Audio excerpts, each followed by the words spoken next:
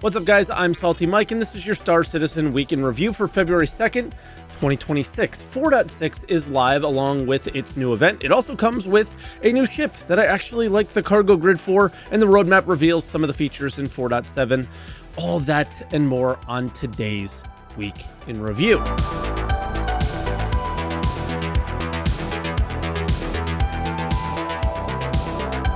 And as always, if this is your first week in review, this is where I take all of the official Star Citizen news each week, put it into one video, and share some opinions about it. I also live stream on Twitch, twitch.tv/SaltEMike, so stop by and say hi. If you haven't yet, I always enjoy seeing you guys over there. No sponsor this week, so if you guys are really enjoying the show, just get subscribed. It goes a long way. It's free. It helps out a bunch. And with that, let's get into the patch notes.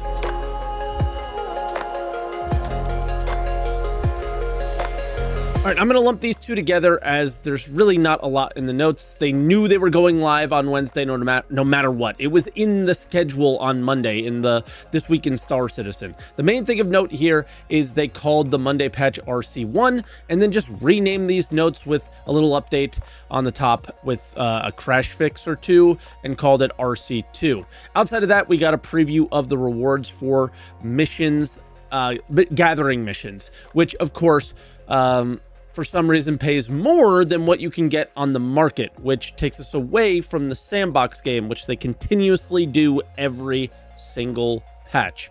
I always found that odd. It's very weird. Here's to hoping they do more for reputation so they don't have to focus on money to get people to complete missions. Then Wednesday we had 4.6 going live, and yeah, of course it went live as that they just said that's when it's going live. It did take them a while. They said it was going to be in the morning, and then it went late, and it went live with the Alliance Aid event. I think most people's experience is probably similar to mine, where on day 1 or 2 there were like a 5 to 10 person queue, and yeah, they couldn't get in. And as much as I would love to take my time and enjoy the event, when you see stuff like that, I knew servers were going to get worse, and it would make completing the event much more difficult, and they have gotten worse over time. I was done within about 6 hours of play because, yeah, they made a change late in the PTU that I didn't notice, but Kranzi did and let us know on the podcast that the personal track was no longer just for you. You can share the points along with everyone else, and they were shared evenly, like equally, like everybody got the same amount of points. The rewards are meh, I would argue, but I don't think we will get anything like Ardor repeaters ever again, since you can't really give a better weapon as a reward in a timed event, right? The best reward is a dedicated tractor beam in this event, I would say, as it's a hanger reward, so you never need to buy one. I just don't know if people saw this, but the med gun in this event heals faster than the other med guns, which is kind of insane. Think of it like a tier 2 med gun from crafting, I guess, and it definitely heals faster. The Hotfix Central is the biggest issue of the patch. Would be LTP. So that is something that they want to address, but first they did a fix to PvP ships not dying when they should, and trying to fix 30Ks that I thought were gone, but they're definitely still there. Players lost entire inventories again, like they did in 4.2 or 4.3, I think. So that is their #1 priority for the hotfix next. I'm glad they're hotfixing, but I don't expect a 4.6.1 to solve any major issues, I don't think. So see you in 2 months, I guess. And with that, let's go to the roadmap update where maybe we get a little answer on it.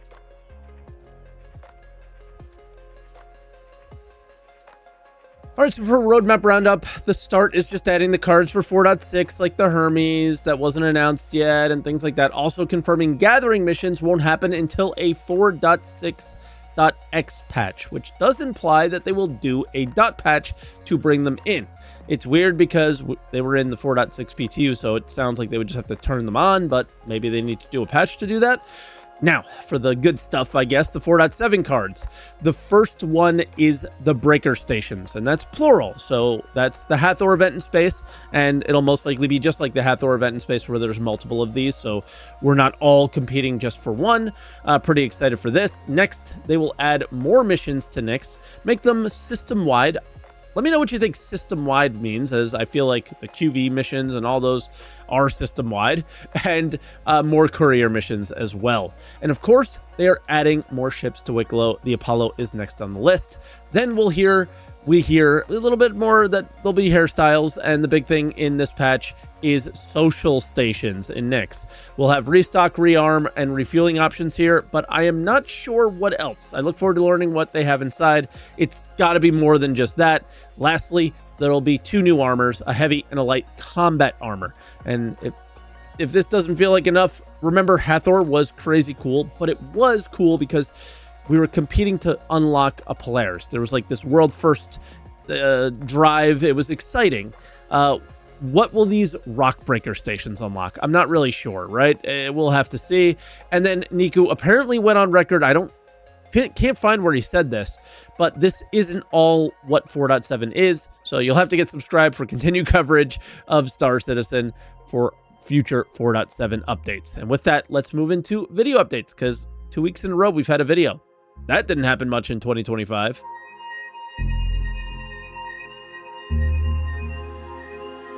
All right, and the video this week is the ship sale videos, the behind the ships for the RSI Hermes. And as tradition, there's a new ship, so they have to start the video and tell us what it is and why they made it. The Hermes is RSI's first dedicated medium freighter. With the RSI Apollo, it was received very well in terms of its styling, and really what we wanted to do was take those visuals and just make it available for a new audience. Whilst its official designation is a medium freighter, the Hermes is sort of internally often referred to as a sort of blockade runner. It is great performance in a straight line with those extra beefy thrusters. It has some good armor. Obviously the weapons are all upgraded compared to the Apollo series. It has 16 S2 missiles. It can pack a punch while providing very competitive SCM and nav speeds at the expense of some maneuverability. First off, dedicated freighter is really interesting when they have like the Taurus, which is a decent SCU amount, and then calling it a blockade runner is ridiculous. They should have kept the description internally, because it is not fast, it cannot break a blockade, which would always have at least one Mantis. But on a positive note, they absolutely rock for taking the Apollo and making it a useful ship, since medical gameplay is just not really a thing right now, and the ship style I like. It's kind of awesome. Next, they move on to describe its interior. Inside, the front half of the ship shares virtually everything with the Apollo series, and that is your bridge and habs and component room, but the back half is a completely different story. It's pretty obvious that things have changed. It basically strips out any of the interior that isn't essential to the ship's flight and replaces it with a large cargo space. Capable of holding 288 SCU, and that includes being able to hold the 32 SCU crates. There isn't a lot of ships in that 200 to 300 SCU cargo range. You have the Raft series that's down at 192, and then you have sort of the Caterpillar series that is 500 plus. There isn't really many ships in that middle zone. The Hull B is moving up to 512. That was sort of the closest. But of course the Hermes carries all of its cargo internally compared to, say, the Hull series, which has it all external and much more vulnerable. Now, I love that they kept the front of the ship. It's kind of everything I would have wanted for a Constellation update. The cargo bay is also amazing. I cannot say this enough. They left room at the top, they left room on the sides, they left room in the front and the back. They listened to cargo haulers. This makes loading and unloading so much easier. Kind of. That's where the tractor beam comes in, because they had a small issue that they wanted to resolve with that. One of the things we realized when we were developing the ship was having a cargo space that is quite short but very wide, and then trying to bring the cargo into the space was quite difficult. So a design team came up with this idea of having this tractor beam that ran on a rail through the center of the cargo space. And that really allows you to be able to pull that cargo in quite easily. And the tractor beam can be controlled from either the co-pilot seat or a dedicated station at the rear of the ship. So if you've ever had problems playing cargo Tetris, then the Hermes might be the ship for you.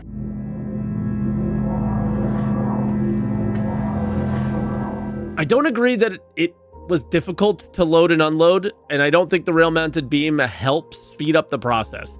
But it is a cool gimmick, basically. Each new ship they take makes a tiny step to improve cargo beams on ships, all right? We'll see. They'll get it. But I think the Hermes is the closest to what we need. So it's the best one that we have, but it's still not very good. We just need direct control of the movement with maybe WASD and the ability to side as well with that, and forward and back like when we are using it. So that's what I mean by direct control. And yeah, then I think we're cooking. So with that, all right, we got a fairly beefy other updates section, so let's get to that.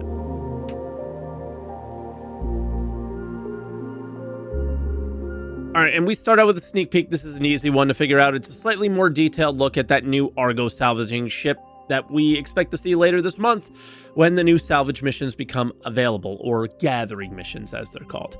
I am really looking forward to seeing how much cargo it can hold, as that's the limiting factor on all salvaging ships, even the Reclaimer, as it can hold a lot, but it's not fun to unload at all, and it can't load on a grid what it probably should, right? It's just artificial caps that they put in, which are very weird. So very, very excited for the ship. Then Alliance Aid FAQ. This is just a PSA that it's there. If you want to learn more about the event, there is an FAQ on the site that lets you know the who and the why, and more importantly, the who, because they give some details on a new gang that's involved in this. Also, an image of all the rewards so you can decide if you even want to participate.